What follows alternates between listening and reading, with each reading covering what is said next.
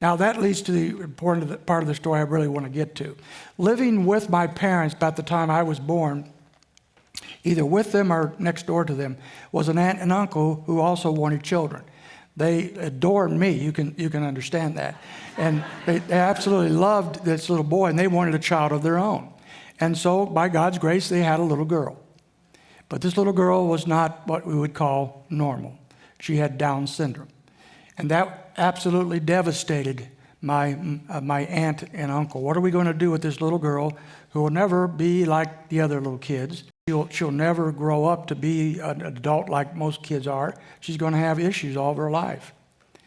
And so it was very hard for them. They moved away, but we were always in contact with them, and I knew little Debbie all my life.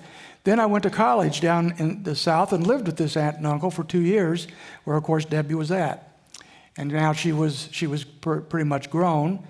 But, little Debbie never did get very tall, and she never developed mentally and emotionally like normal kids.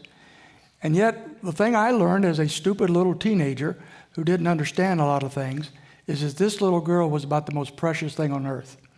That this little girl was sweet and kind, never gave her parents any grief whatsoever the entirety of her life. She taught us about life, formed by God, wonderfully made by Him. No accident, no error. God did not make a mistake. He formed a little girl who would not be the normal little girl. And she taught us more things probably than almost anybody.